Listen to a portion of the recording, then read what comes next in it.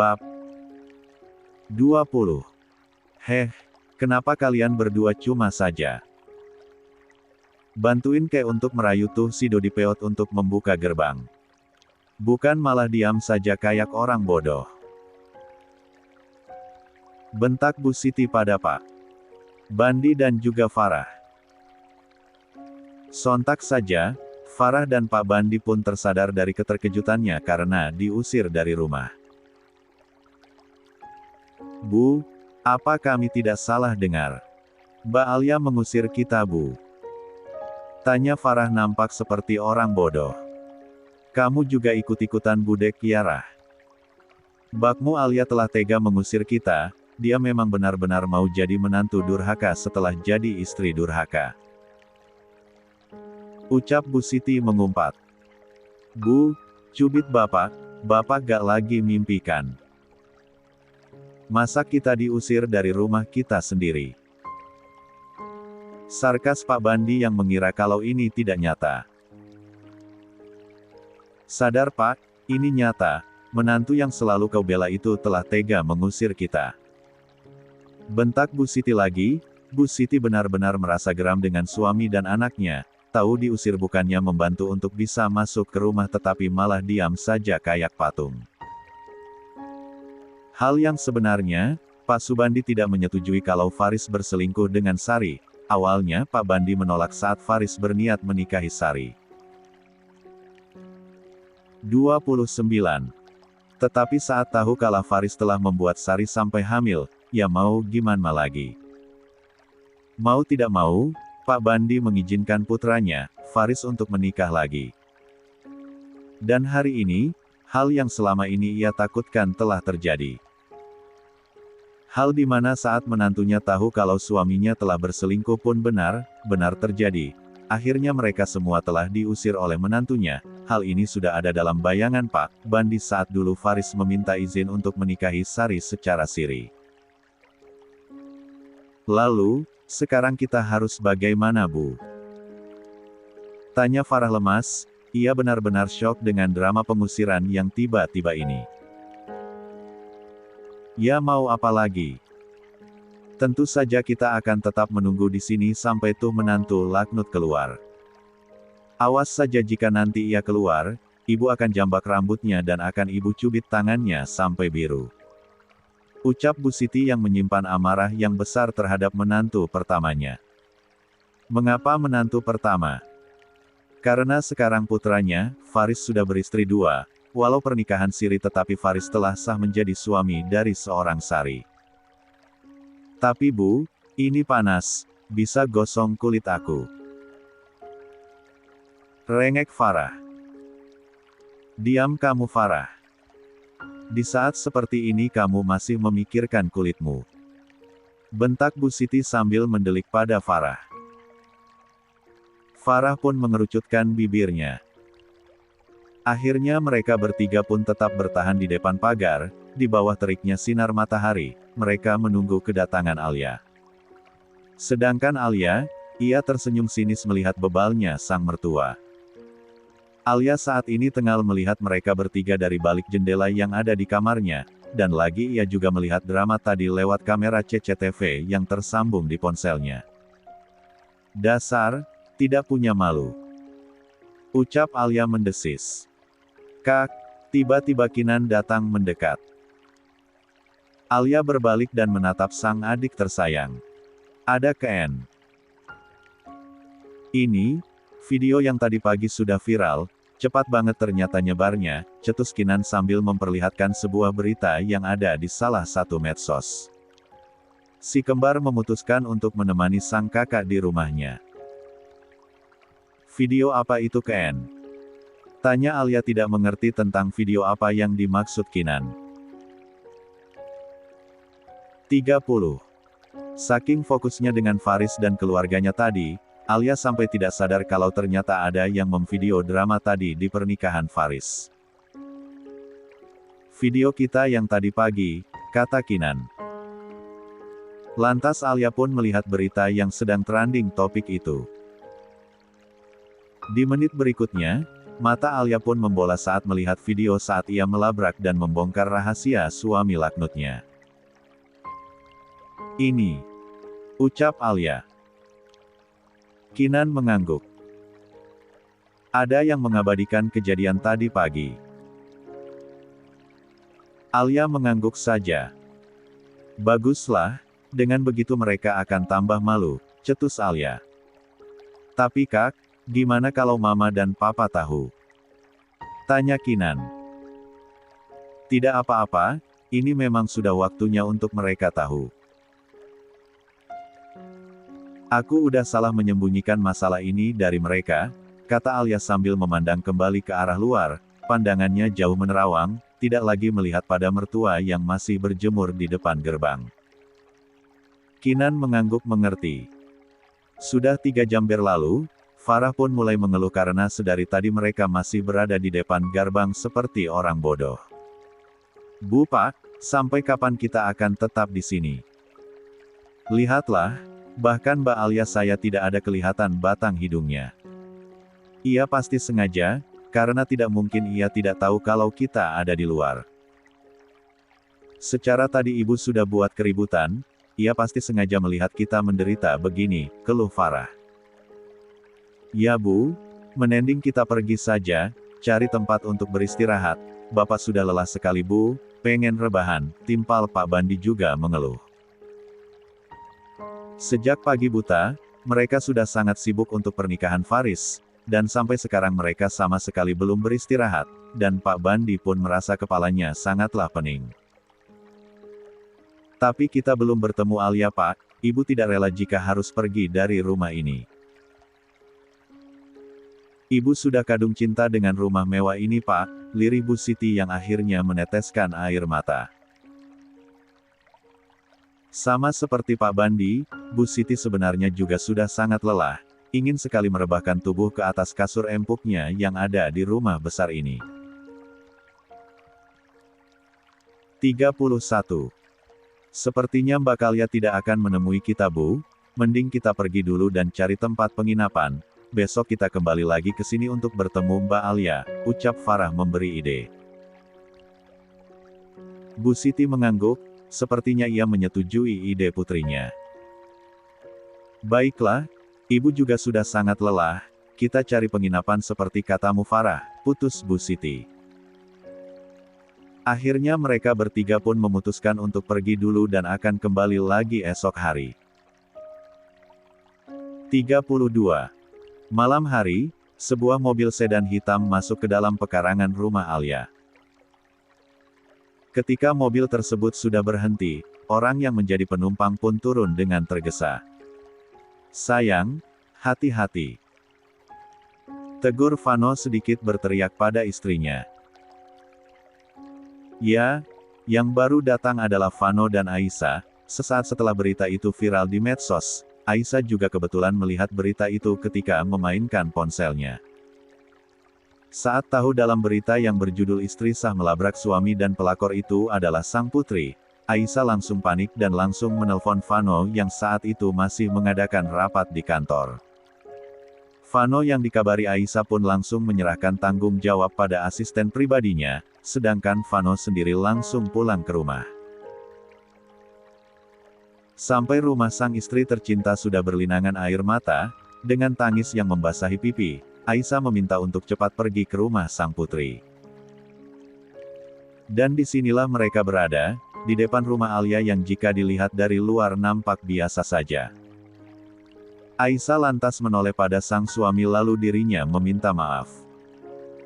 Maaf Mas, cicit Aisyah pelan. Wajah Aisyah sangat terlihat muram. Ia membayangkan nasib putrinya yang tak jauh berbeda dengannya di masa lalu, sama-sama dikhianati suami saat sedang hamil. Tenangkan dirimu sayang, aku tidak mau kalau sampai kamu jatuh ataupun terluka, kata Vano mengkhawatirkan sang istri. Aisyah pun mengangguk. Ya sudah, ayo masuk, kata Vano lagi lalu menggandeng sang istri dan menuntunnya masuk ke dalam rumah. Assalamualaikum, seru keduanya saat membuka pintu. Mereka membuka pintu sendiri yang kebetulan pintu tidak dikunci, keduanya langsung masuk ke dalam. Sampai di ruang keluarga, Vano dan Aisyah pun mendapati seluruh anak-anaknya tengah berkumpul. "Jadi ini yang kalian bilang tengah berlibur?" Suara beriton Vano menegur putra-putra kembarnya. Sontak saja, si kembar tiga dan juga Alia pun kaget saat mendengar suara beriton sang papa. Mereka kompak menoleh ke asal suara. 33. Dan benar saja, terlihat mama dan papanya sudah berdiri memandangi mereka yang sedang berkumpul dan sedang merembuk langkah yang akan mereka ambil ke depannya atas masalah Alia. "Papa Mama," lirik Alia dengan mata yang mulai berkaca-kaca. Entah mengapa melihat tatapan kecewa yang terpancar dari mata mama dan papanya membuat Alia bersedih. Air mata seakan tak bisa dibendung, tanpa bisa dicegah air mata mengalir begitu saja membasahi pipi. Dengan langkah yang lebar, Alia pun melangkah menghampiri putrinya. "Sayang," seru Aisyah yang langsung memeluk sang putri tercinta. Aisyah juga tak bisa membendung air matanya. Aisyah langsung menangis terisak dengan nasib yang putrinya alami saat ini. "Mama," balas Alia yang juga memeluk erat mamanya. Alia pun menangis tergugu di pelukan sang mama. Kedua wanita yang sama rupanya tetapi beda usia itu pun menangis bersama dalam satu pelukan. Pelukan mereka seolah menjadi penguat bagi keduanya, terutama untuk sang putri kesayangan. Vano diam sambil memandangi tajam ketiga putranya, sedangkan yang dipandang hanya bisa menunduk dalam. Mereka tahu kalau mereka telah salah karena menyembunyikan masalah sang kakak, tapi mau bagaimana lagi? Ini juga merupakan permintaan sang kakak tersayang yang bagi mereka juga tak bisa membantah. Sosok Alia sudah seperti pengganti sang mama, yang dimana keinginan dan perintahnya akan mereka lakukan tanpa banyak protes atau membantah. Sosok Alia seperti cerminan dari sang mama, selain sayang tentu saja Triple KN juga sangat menghormatinya. Cukup lama kedua wanita tersayang mereka menangis, Vano sang kepala keluarga pun mendekati para wanitanya. Lalu menepuk-nepuk pelan punggung keduanya. Merasakan sebuah tepukan hangat di punggung, Aisyah pun merenggangkan pelukannya dan melihat betapa sembabnya wajah sang putri. "Papa," lirik Alia yang air matanya kembali berjatuhan. Vano sedikit tersenyum, lalu memeluk hangat sang putri.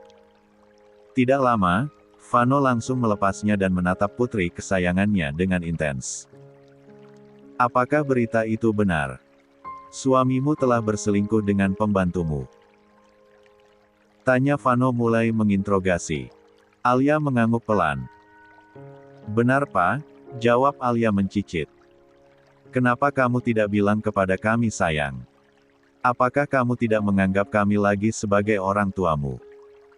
Lupakah kamu kalau dahulu kamu selalu berkeluh kesah di pundak ini?" 34. "Aku masihlah papamu, kamu sudah menikah pun pundak ini masih menjadi tempatmu untuk mencurahkan segala masalah," ujar Vano dengan tatapan penuh kecewa. Wajah Vano juga terlihat sangat sedih dengan nasib yang putrinya alami.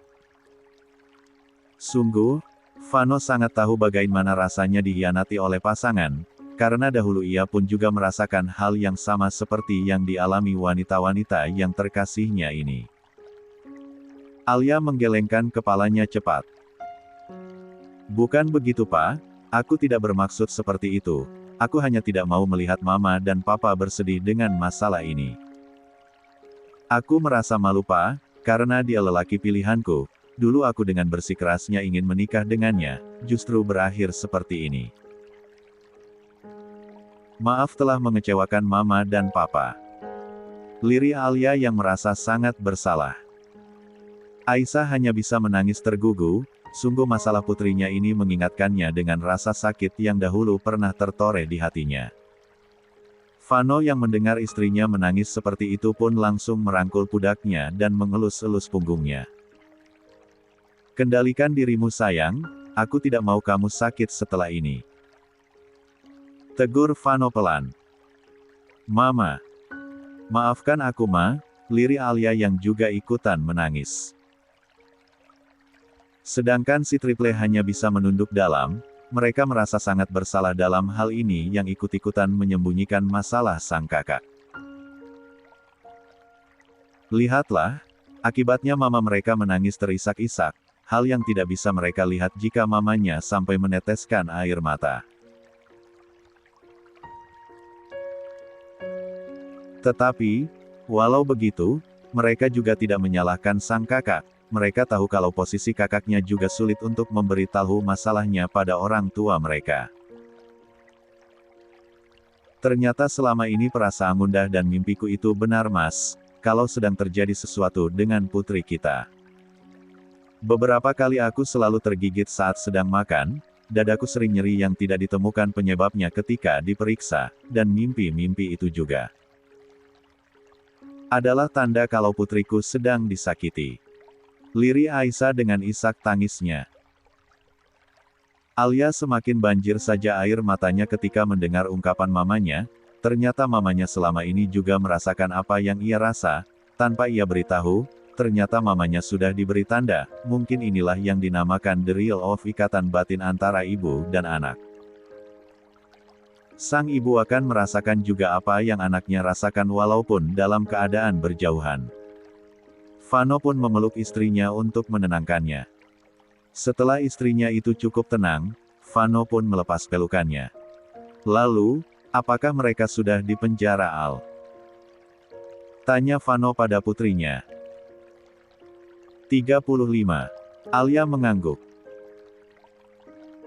Iya, Pak. Aku melaporkannya atas kasus perselingkuhan dan menikah diam-diam tanpa sepengetahuan istri, dan juga dengan kasus korupsi uang perusahaan. Dengan bukti-bukti yang aku tunjukkan, Faris terjerat kasus berlapis dan polisi langsung memproses laporanku dan langsung menangkap keduanya, jawab Alia menjelaskan. Vano mengangguk. Baguslah, biar mereka jera. Tanggap Vano menahan geram, sebagai seorang papa yang melihat putrinya telah dikhianati, rasa-rasanya Vano ingin meninju menantunya itu sampai pergi ke alam baka, tetapi dengan peraturan hukum yang berlaku, Vano mengenyahkan pikiran rasa ingin menghabisi nyawa orang.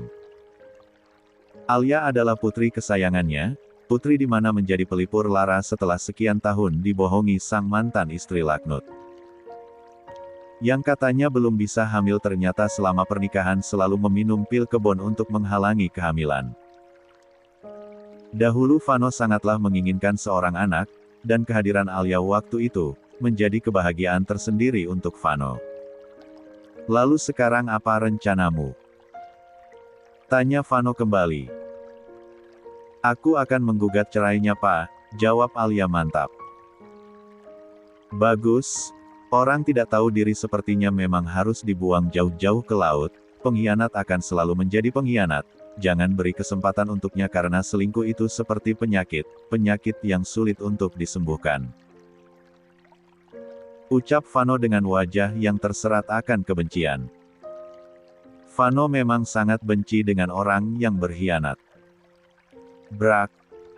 Semua orang kaget saat mendengar suara pintu yang dibuka dengan sangat keras.